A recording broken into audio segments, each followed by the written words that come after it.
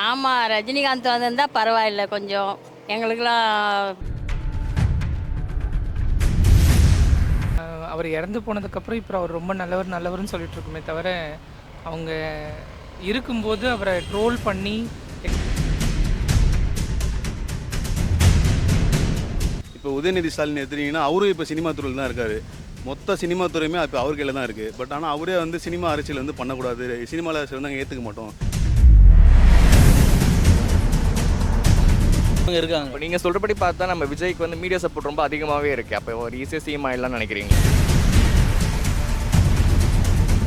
இங்கே இருக்கு 100க்கு ஒரு 80% வந்துச்சு. 85%, மேபி 75 அப்படி கொடுக்கலாம். 75%. விஜய்க்கு எவ்வளோ பர்சன்டேஜ் கொடுப்பீங்க?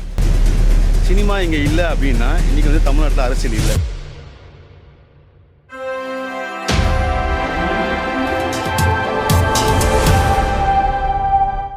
இப்போ சினிமா அரசியல் பற்றி நீங்கள் என்ன நினைக்கிறீங்க? அதாவது சினிமாவில் உள்ளவங்க தான் அரசியலை வந்து இப்போ ரூல் பண்ணிட்டு இருக்காங்க அப்படிங்கிற மாதிரி சொல்கிறாங்க. நீங்கள் அதை பற்றி என்ன நினைக்கிறீங்க? ஆமாம், ரஜினிகாந்த் வந்திருந்தா பரவாயில்ல கொஞ்சம் எங்களுக்கெல்லாம். என்ன சொல்கிறது, சின்னதுலேருந்து நாங்கள் ரஜினி ரசிகர். தலைவர் ஃபேனுங்களா? ஆமாம். சினிமா அரசியல், அதாவது அரசியலில் வந்து முக்கால்வாசி சினிமாவில் உள்ளவங்க தான் அரசியல் பண்ணிட்டு இருக்காங்கன்னு பேசிகிட்டு இருக்காங்க. ஸோ சினிமா அரசியல் பற்றி நீங்கள் என்ன நினைக்கிறீங்க? அதான் சார், என்னென்னா இப்போ நீங்கள் சினிமா அரசியலை பற்றி எல்லாருமே வந்து தப்பாக புரிஞ்சுக்கிறது ஒரு விஷயம் என்னென்னா, சினிமாக்காரன் வந்து பார்த்திங்கன்னா அரசியல் பண்ணக்கூடாது அப்படின்னு இங்கே வந்து தமிழ்நாட்டில் வந்து நிறைய பேர் பேசிகிட்டு இருக்காங்க. பட் ஆனால் நீங்கள் தமிழ்நாட்டோட வரலாறு எடுத்து பார்த்தீங்கன்னா இதில் எல்லாருக்குமே வந்து சினிமாவோட தொடர்பு இருக்குது. நீங்கள் எம்ஜிஆர் காலகட்டம் எடுத்தீங்கனாலும் எம்ஜிஆரும் சினிமாவில் இருந்து தான் வந்திருக்காரு. கலைஞர் பீரியட் எடுத்தனாலும் அவரும் வந்து கதை, திரைக்கதை, அவர் வசனம் எழுதுறது எல்லாமே கலைஞரும் சினிமா துறையில் தான் வந்திருக்காங்க. இப்போ உதயநிதி ஸ்டாலின் எடுத்தீங்கன்னா அவரும் இப்போ சினிமா துறையில் தான் இருக்கார். மொத்த சினிமா துறையுமே இப்போ அவர் கையில் தான் இருக்குது. பட் ஆனால் அவரே வந்து சினிமா அரசியல் வந்து பண்ணக்கூடாது, சினிமாவில் அரசியல் வந்து நாங்கள் ஏற்றுக்க மாட்டோம் அப்படின்ற கான்செப்ட்லாம் போகிறாங்க. சினிமா இங்கே இல்லை அப்படின்னா இன்றைக்கி வந்து தமிழ்நாட்டில் அரசியல் இல்லை, என்னோட பார்வையை பொறுத்த வரைக்கும். சினிமாவில் எப்படி இருக்காங்களோ அதை அப்படி தான் இருப்பாங்க, அதே மாதிரி நல்லவங்களாக இருப்பாங்க. பட் அவரோட ஒரிஜினல் கேரக்டர் எப்படின்றது மக்கள் புரிஞ்சிக்க மாட்டாங்க. சினிமாவில் வந்து அவங்களுக்கு ப்ராப்ளம் இருக்குது, நிறைய ஃபேன்ஸ் இருக்காங்க. அதை வச்சுட்டு அப்படியே அரசியல் வந்தப்போ அந்த ஃபேன்ஸ் அப்படியே கட்சி நிர்வாகிகளாகவும் கட்சி தொண்டர்களாகவும் மாறுறாங்க. அப்படி தான் எம்ஜிஆரும் பண்ணது. சினிமா இல்லாமல் நான் அரசியலில் நான் களத்தில் நின்று போராடி நான் ஜெயிச்சு சிஎம் ஆனன்றது காமராஜருக்கு அப்புறம் பெருசாக வந்த மாதிரி எனக்கு தெரியலை. அதுக்கப்புறம் சினிமா பின்புலம் வந்தது தான் அதிகமாக இருக்குது. ஸோ சினிமா மோகம் வந்து தமிழ்நாட்டில் ஜாஸ்தி இருக்குதுன்னு சொல்லுவேன். என்ன எனக்கு ரொம்ப ஜாம் ஆகுது. தமிழ்நாட்டை பார்த்தீங்கன்னா நீங்கள் சினிமாவும் அரசியலையும் பிரிக்கவே முடியாது, ஓகேங்களா? ஏன்னா பன்னீர்செல்வம் அவங்கள தவிர ஜானகியை தவிர்த்து வந்து பார்த்திங்கன்னா எல்லாருமே சினிமாவில் தான் முதலமைச்சராக வந்திருக்காங்க. ஸோ எம்ஜிஆர், அப்புறம் விஜயகாந்த், இப்போ விஜய், இப்போ 3 பேர் தான் வந்து பார்த்திங்கன்னா ஃபுல்லாக ஒரு நல்ல ரீச்சில் இருந்துட்டு வராங்க. இப்போ அப்படின்னும்போது இன்றைக்கி ரேஞ்சில் எம்ஜிஆரே இருந்தால் கூட சரி அரசியல் பண்ணுறது ரொம்ப கஷ்டம், சீக்கிரமாக எக்ஸ்போஸ் ஆகிடுவாங்க. ஏன்னா அந்த மாதிரி சோஷியல் மீடியா இருக்குது. ஆனால் இது புதுசாக இருக்குண்ணே, புதுசாக. இப்போ சினிமாலேருந்து ஃபஸ்ட்டு வந்தது பார்த்தீங்கன்னா நம்ம வந்து எம்ஜிஆர் சார் தான். இப்போது எம்ஜிஆர் வந்த பீரியடில் அரசியல் எப்படி இருந்துச்சு, மக்களுக்கு என்னென்ன பண்ணார் அப்படின்னு நீங்கள் நினைக்கிறீங்க? ஸோ எம்ஜிஆர் இருந்த பீரியடில் எப்படி இருந்ததுன்னா, நான் எங்கள் அப்பா வந்து பார்த்திங்கன்னா ஏடிஎம்கே அவருது எம்ஜிஆர் ரசிகர் தான்.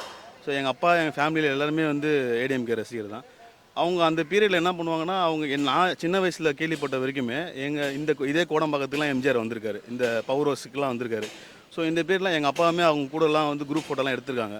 ஸோ இந்த பேர்லாம் என்னென்னா, ஒரு மக்களுக்கு ஒரு சின்ன பிரச்சனை அப்படின்னா இன்றைக்கி இருக்க சுச்சுவேஷனுக்கு மாதிரி வந்து எல்லா தொகுதியிலுமே வந்து இமீடியட்டாக போய் எல்லாமே பண்ண முடியாது. ஸோ அப்போ அந்த அரசியலை வந்து அவங்க ஃபீல்டில் இறங்கி ஸோ அவங்களுக்கு அந்த உண்டான வந்து எல்லா சலுகைகளும் பண்ணி கொடுத்து முதல்ல வந்து மக்களை டைரெக்டாக சந்திக்க ஆரம்பித்து அவங்களுக்கு அங்கே உணவு கொடுக்கறது, அவங்களுக்கு தேவையானதெல்லாம் பண்ணி கொடுக்குறது, இதெல்லாம் வந்து பண்ண ஆரம்பித்தாங்க. எம்ஜிஆர் அவர் மாதிரி ஒருத்தர் வர முடியுமான்றது எனக்கு தெரியல. பட் அவர் மாதிரி இப்போ வந்து வரலான்னா அது விஜய்க்கு ஒரு வாய்ப்பு இருக்குது. விஜய்க்கு வாய்ப்பு இருக்குன்னு நினைக்கிறீங்க? ஆமாம். அடுத்து பார்த்தீங்கன்னா எம்ஜிஆர் அளவுக்கு ரொம்ப இல்லைனாலும் நல்ல புகழ்ந்து பேசப்பட்ட ஒரு ஆள் அப்படின்னு பார்த்தீங்கன்னா நம்ம விஜயகாந்த் சார். கேப்டன் விஜயகாந்த். ஆமாம். அவரை பற்றி என்ன நினைக்கிறீங்க? அவரை பற்றி நான் என்ன நினைக்கிறதுன்னா, ரொம்ப நல்ல மனுஷன், இருக்கும்போது கண்டுக்கலை, இல்லாத போது என்ன சொல்கிறது, ரொம்ப நல்ல மனுஷன். அவர் இறந்து போனதுக்கப்புறம் இப்போ அவர் ரொம்ப நல்லவர்னு சொல்லிட்டு இருக்குமே தவிர, அவங்க இருக்கும்போது அவரை ட்ரோல் பண்ணி எஸ்பெஷலி மீம்ஸ், யூடியூப் உங்களை மாதிரி இதுக்கு முன்னாடி ஒரு இடத்துல ஒர்க் பண்ணிட்டு இருந்தேன் ஐடியில். ஸோ அங்கே வந்துட்டு எல்லாத்துக்குமே இதுதான் வரும், தூக்கி அடிச்சிடும் பார்த்துக்கோ, டிஎலுக்கு டார்கெட் முடிக்கலன்னா இந்த மீம்ஸ் வரும். ஸோ மீம்ஸ்னாலே அவர் ரொம்ப காமெடியன், நல்ல ஹீரோ, நல்ல மனிதரை வந்து நீங்கள் மீம்ஸ்ன்ற பேரில் காமெடியன் ஆக்கி அவங்க போயாச்சு. ஒருவேளை அவங்க வந்திருந்தாங்கன்னா இன்னும் நல்லா பண்ணியிருப்பாங்க. ஸ்டில் விஜயகாந்த் சார் வந்து மீம் ஸ்டார் ஆக்கிட்டோங்கிறீங்க. கண்டிப்பாக நீங்கள் மீம் ஸ்டார் ஆக்கி அவரை கமெடியனாக ஆக்கிட்டீங்க. ஸோ அவர் ஹீரோ ஆக்சுவலி.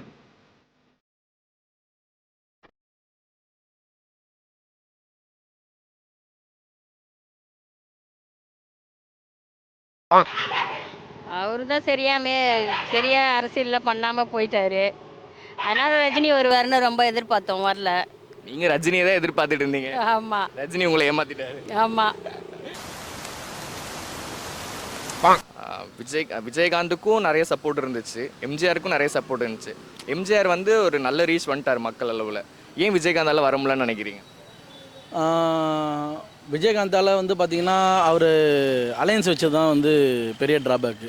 அவர் தனியாகவே நின்றுந்தாருன்னா கண்டிப்பாக இப்போ மாற்று சக்திலாம் சொல்லிகிட்டு இருக்காங்கல்ல, அப்போ இவங்க 2 பேருக்கு மாற்றாக அவர் வந்திருக்கலாம். இவர் அலையன்ஸ் வச்சதுனால அவரும் 10ஓட 11 போயிட்டார். அதனால் அவரால் வர முடியல. அதனால அவரோட வாய்ஸ் வந்து ரீச் ஆகலை. கண்டிப்பாக ரீச் ஆகலை. அவரால் பெரிய லெவலில் சிஎம் லெவலுக்கு வர முடியல. இப்போவும் போனாலும் அவர் நினைவிடத்துக்கு போனால் நிறைய மக்கள் வருவாங்க. இறந்தும் அவர் வந்து நிறைய சேவைகள் பண்ணிகிட்ருக்காங்க. எக்ஸ்பெஷலி நம்ம ஒய்ஃபு ஹஸ்பண்ட்குள்ளே அது அவங்க சப்போர்ட் இல்லாமல் பண்ண முடியாது. அவர் என்ன டீச் பண்ணிட்டு போனாரோ இப்போ அந்த அம்மா பண்ணிகிட்டு இருக்காங்க, Premalatha. So I was happy. அவர் இல்லைனாலும் அவர் இருக்கிற மாதிரி தான் அந்த அம்மா பண்ணிகிட்டு இருக்காங்க. கரெக்ட், ரொம்ப கரெக்டாக சொல்லியிருக்கீங்க. சரி, இன்னும் இவ்வளோ சொல்லியிருக்கீங்க அவரை பற்றி. இருந்தாலும் எம்ஜிஆர் அளவுக்கு அவரால் ஏன் வர முடியல, அவரால் ஏன் சிஎம் ஆக முடியலன்னு நீங்கள் நினைக்கிறீங்க? இப்போது எல்லாருக்குமே ஒரு ஒயிட் ஷேடு இருக்கும், டார்க் ஷேடு இருக்கும். விஜயகாந்தோட டார்க் ஷேடை தான் நீங்கள் ப்ராப்ளம் பண்ணீங்க. மோகம் வந்து அதுதான் ஆச்சு, அதுதான் வைரல் ஆச்சு, அதுதான் மக்கள் வந்து ரொம்ப கொண்டாடினாங்க. அவரோட நல்ல உள்ள வந்து இதுவாகலை. பட் இல்லை சார், விஜயகாந்த் வந்து பார்த்திங்கன்னா அவர் நிறைய பேர் வந்து சொல்கிறாங்க, அந்த மாதிரி விஜயகாந்த் வந்து நிறைய பேருக்கு உணவு இது பண்ணுவாங்க. நானும் வந்து சினிமா ரிலேட்டடாக சில ஃப்ரெண்ட்ஸ் கிட்டலாம் விசாரிக்கும் போது என்னென்னா, எல்லா ஷூட்டிங் ஸ்பாட்லேயும் முதல்ல எல்லாரையும் அவர் சாப்பிட வச்சு, இப்போ அவர் எல்லாருமே ஃபாலோ பண்ணுறது வந்து சாப்பாட்டுக்கு ஒரு இம்பார்ட்டன்ட் கொடுக்குற ஒரு பர்சனாக வந்து ஃபாலோ பண்ண ஆரம்பிச்சிட்டாங்க. ஸோ எல்லாருக்குமே எல்லாமே கிடைக்கணுன்ற ஒரு சிஸ்டத்தை வந்து அவர் சினிமா ஃபீல்டில் மாற்றிருக்காரு. ஸோ ஒரு யூனிட் இருக்குன்னா அந்த யூனிட்டில் வந்து எல்லா மக்களும் எல்லா சாப்பாடும் சாப்பிட்ணும், இந்த ஜூனியர் ஆர்டிஸ்ட் இது சாப்பிட்ணும், சீனியர் ஆர்டிஸ்ட் இது சாப்பிட்ணும் அப்படின்ற பாகுபாடெலாம் இல்லாமல் எல்லாருக்கும் எல்லாம் கிடைக்கணுன்ட்டு தான் வந்தார். ஸோ அவர் அரசியல் பண்ண விஷயம்லாம் எல்லாமே நல்லா பண்ணார், நிறைய சீட்லாம் ஜெயிச்சார். ஸோ எதிர்க்கட்சியில் கூட இன்ஃபேக்ட் திமுக எதிர்க்கட்சியில் உட்காரும்போது கூட பார்த்திங்கன்னா அவர் எதிர்க்கட்சியில் உட்காந்தார். ஸோ அவர் பண்ண ஒரு தப்பு என்னென்னா, அந்த லெவல்லேருந்து அவர் ஸ்ட்ராங்காக பில் பண்ணி ட்ரைவ் பண்ண ஆரம்பிக்காமல் அவர் என்ன பண்ண ஆரம்பிச்சாருன்னா அலைன்ஸ் ஃபிக்ஸ் பண்ணி போக ஆரம்பிச்சார். ஸோ அதனால் அவங்கள டாமினேட் பண்ணி அந்த கட்சியை வந்து இது பண்ணி அப்படியே வந்து அவரை அமைதியாக ஆஃப் பண்ணிட்டாங்க. முதலமைச்சர் அவருக்கு ஒரு அந்த அளவுக்கு இது இல்லை, பவர் இல்லை. பவர் இல்லைங்கிறீங்களா? எந்த மாதிரி இதில் பவர் இல்லை அவருக்கு? ஃபுல் பவர் வரல அவருக்கு, ஃபுல் பவர் இல்லை. சரி, இப்போது விஜய் தெரியும்ல, விஜய் அரசியலில் இப்போ இறங்கியிருக்காரு, அதை பற்றி நீங்கள் என்ன நினைக்கிறீங்க? அவருக்கு மக்கள் செல்வாக்கு இருக்குது, மக்கள் செல்வாக்கு இருக்குது, அதனால் முதலமைச்சர் ஆயிடுவார்னு நினைக்கிறீங்களா? ஆமாம் வரல, அவர் கண்டிப்பாக வரல, வாய்ப்புகள் அதிகமாக இருக்குது அவருக்கு. வாய்ப்பு இருக்குது. சரி, விஜய் அரசியலுக்கு வந்திருக்காரு, அதை பற்றி நீங்கள் என்ன நினைக்கிறீங்க? அதை பற்றிலாம் ஒன்றும் பெருசாக சொல்கிற மாதிரி இல்லை. விஜய் அரசியலை பற்றி பெருசாக சொல்கிறதுக்கே ஒன்றும் இல்லையா? ரொம்ப கஷ்டம் ப்ரோ, ரொம்ப கஷ்டம் ப்ரோ. இல்லைங்க, நான் என்னை பொறுத்த வரைக்கும் பர்சனல் ஒப்பீனியன் என்னென்னா, விஜய் வந்து பார்த்திங்கன்னா, நான் வந்து சின்ன வயசு நான் படித்தது எல்லாமே இந்த கோடம்பாக்கம் கார்ப்பரேஷன் புலியூர் ஸ்கூலில் தான் படித்தேன். ஸோ நான் படித்த பீரியடில் 2007-06 கட்டத்துலலாம் வந்து 7வது 8வது படிச்சிருந்தேன். 2008 வந்து நான் 10th முடிச்சு வெளியே வந்தேன். ஸோ அதுக்கு முன்னாடி வந்து பார்த்தீங்கன்னா நான் 2004 7th அந்த 6th 7th ரேஞ்ச் படிக்கும் போதுலேருந்து ஸோ விஜய் எங்கள் ஸ்கூலுக்கு இப்போ கவர்மெண்ட் ஸ்கூலுக்கு வந்து பார்த்திங்கன்னா நிறைய நோட்ஸ் புக்ஸ் கொடுக்குறது, நிறைய ஸ்டூடெண்ட்ஸ்க்கு வந்து பார்த்தீங்கன்னா ஃபீஸ் பே பண்ணுறது, அப்புறம் அந்த கவர்மெண்ட் ஹாஸ்பிட்டல்ஸ் எல்லாம் வந்து ட்ரீட்மெண்ட் எடுக்கிறது அவர் எனக்கு தெரிஞ்சு இப்போ பண்ணலை. இதை நான் வந்து சொல்லணும் கண்டிப்பாக, ஏன்னா நான் ஃபீல் பண்ண வரைக்கும் அவர் இதை வந்து 15 வருஷத்துக்கு மேலேருந்து பண்ணிட்டு இருக்காரு. அதாவது இப்போ அரசியலுக்கு வரத்துக்கு முன்னாடியே அவர் வந்து முன்னாடியிலிருந்தே அவர் வந்து அந்த விஷயத்த பண்ணிட்டு இருக்காரு. இதை வந்து நிறைய பேருக்கு தெரியுமான்னு கேட்டால் எனக்கு தெரியல, பட் நான் இதை வந்து பர்சனலாக ஃபீல் பண்ணியிருக்கேன். ஸோ கண்டிப்பாக வந்து ஆப்வியஸாக ஒரு மக்களுக்கு ஏதாவது பண்ணுவார்னு நான் நினைக்கிறேன். அப்போதுலேருந்து மறைமுக அரசியலில் அவர் இருந்திருக்காரு, நேரடி அரசியலில் இல்லைன்னா. எப்படி சொல்கிறீங்க அவர் மறைமுகம் அரசியலில் இருக்காருன்னு? படங்களில் இருக்க வசனங்களாகட்டும், இல்லை அப்பப்போ ஹெல்ப் பண்ணுறது. நான் 2004 சுனாமி அப்போது எங்கள் வீட்டில் அவங்க சைட்லேருந்து ஹெல்ப் வந்துச்சு, விஜயோட சைட்லேருந்து வந்துச்சு.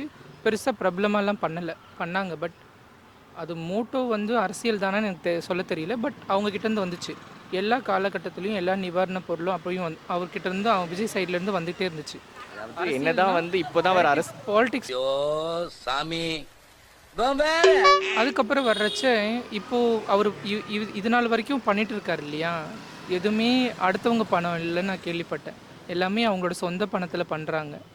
அதுக்கு முன்னாடியும் பண்ணியிருக்காரு, இப்போது தெரிஞ்சு பண்ணுறாங்க, கொஞ்சம் பெருசாக பண்ணுறாங்க.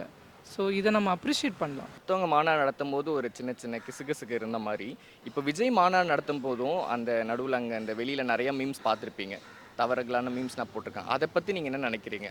இல்லை சார், இப்போது என்னென்னா ஒரு ஜென்ரல் விஷயம் என்னென்னா, ஒருத்தவங்களை வந்து வளரணும் அப்படின்றதுக்காக இன்னும் மேலே இருக்கவங்க வந்து, நான் மீன் பண்ணுறது மேலே இருக்கவங்க எந்த நீங்கள் கட்சி வேணும் எடுத்துக்கோங்க, ஒருத்தன் வராங்க அப்படின்னா அவனை வந்து இம்மீடியட்டாக அழிக்கணுன்ட்டு நிறைய பேர் பார்க்குறாங்க, ஓகேங்களா. ஆனால் வந்து பப்ளிக் முன்னாடி சோஷியல் மீடியா எங்களுக்கு கவலை கிடையாது, அதெல்லாம் யார் வந்தாலும் எங்களுக்கு பிரச்சனை கிடையாது, இதை அழிக்க முடியாது அதை அழிக்க முடியாது அப்படிலாம் பேசுகிறாங்க. பட் ஒரு திங் என்னென்னா, அப்படி பேசுகிறவங்க அன்றைக்கி விஜய் மாநாடு நடத்துறதுக்கு முன்னாடி வரைக்கும் ஆல்மோஸ்ட் நான் கேள்விப்பட்ட வரைக்கும் ஒரு 10-12 கிலோமீட்டர் வரைக்கும் பேனர் வச்சுருக்காங்க.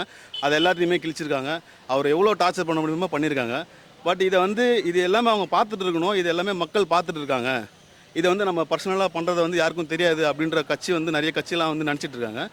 பட் மக்கள் இது எல்லாமே பார்த்துட்டு இருக்காங்க. அது என்னென்னா அவங்க ரிசல்ட் அப்போ அவங்க வந்து அதை காண்பிப்பாங்க. வரவேற்க தந்தது தான்.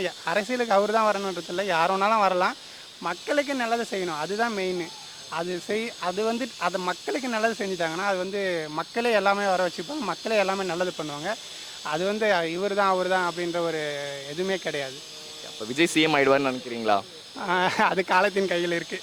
இப்போ லாஸ்ட் ஒரு சின்ன கொஸ்டின் தான். இப்போ வந்து பெருசாக வந்து சினிமாலேருந்து வந்தவங்க பார்த்தீங்கன்னா எம்ஜிஆர், விஜயகாந்த், இப்போ வந்து விஜய், ஓகேங்களா. இவங்க 3 பேருக்கும் ஒரு பர்சன்டேஜ் அவுட் ஆஃப் 100க்கு ஒரு பர்சன்டேஜ் கொடுப்பீங்க அப்படின்னா என்ன பர்சன்டேஜ் கொடுப்பீங்க? அரசியலில் ஃபஸ்ட்டு வந்து எம்ஜிஆர் சாருக்கு எவ்வளோ பர்சன்டேஜ் அவுட் ஆஃப் 100? எனக்கு வந்து எம்ஜிஆர் சார் காலகட்டத்தில் நான் இருந்தேன்னா எனக்கு தெரியலை. பட் ஆனால் கேள்விப்பட்ட வச்சுருக்கேன். அவர்கிட்ட பாசிட்டிவ் பாயிண்ட்ஸ் இருக்கும், நெகட்டிவ் இருக்குது. மேபி 75 அப்படி கொடுக்கலாம். 75%.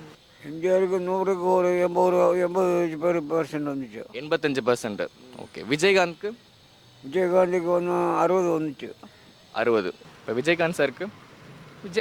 அவருக்கு வந்து 100. அவர் வந்து அரசியல் அவரை வந்து அச்சீவ் பண்ண முடியல. மேபி எல்லாருக்குள்ளேயும் இருக்கிற அந்த நெகட்டிவ் சைடை மீடியாட்ட வந்து அவரை ஹைட் பண்ணியிருந்தாரு அப்படின்னா கண்டிப்பாக இட் பி அ டாப். அரசியலில் 100% அவங்க நல்லா இருந்திருப்பாங்கன்னு நான் சொல்லியிருப்பேன். அது இல்லாதனால 99% விஜயகாந்த். 99% out of 100. அந்த மாதிரி தலைவர்கள் வேணுன்றதுக்காக பண்ணுறது. 1% ஏன்னா அவங்க கோவமாக பேசுகிறது, மீடியாட்களை அடித்தது, அதுவுமே ஓகே தான், நல்லது தான், பண்ண வேண்டியது தான். ஓகே. இப்போது விஜய்க்கு எவ்வளோ பர்சன்டேஜ் கொடுப்பீங்க? விஜய்க்கு ஒரு 90 வரும்.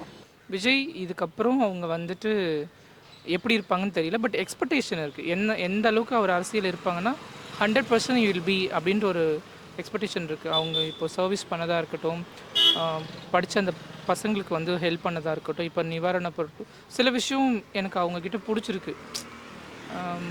இப்போ அவங்க போயிட்டு நிவாரணம் கொடுக்குறேன்னு இறங்கினாருன்னா அங்கே க்ரௌடு வரும், அதனால் அவங்க வீட்டில் வச்சு கொடுத்தாங்கன்னு சொல்லி அவங்க பாயிண்ட் ஆஃப் வியூ சொல்லிட்டாங்க. பட் மீடியாவில் என்ன எழுதிட்டாங்கன்னா, ஏன் வெளியே வந்து கொடுத்தா என்ன, இப்போத்துலேருந்தே நெகட்டிவ் ஆரம்பிச்சிருச்சு. அது மாதிரி வேண்டாமே. ஹெல்ப் எந்த சைடில் வந்தாலும் நீட்ஸ் இருக்கிறவங்களுக்கு போகிறதுக்கு ரொம்ப நல்ல விஷயம். எனக்கு நீட் இருக்குது, எனக்கு யார் மூலயமா வந்தால் ஓகே தான், எப்படி வந்தாலும் ஓகே தான், என் தேவை பூர்த்தி ஆயிடுச்சு இல்லைங்க. அப்போ அவங்க அப்படி கொடுத்துருக்கக்கூடாது, இப்படி கொடுத்துருப்பாங்க. நீ பேசுகிறல்ல, நீ என்ன கொடுத்த? ஒன்றுமே கிடையாது. கொடுக்குறவங்கள அப்ரிஷியேட் பண்ணுங்க. எனக்கு வந்து ரஜினி வந்தால் தான் பிடிக்கும். சரிங்க, என்ன வேணா நடக்கட்டுங்க, எனக்கு ரஜினி வந்துடணுங்க. விஜய் வந்தா என்ன, விஜயகாந்த் வந்தா என்ன? ஆமாம்.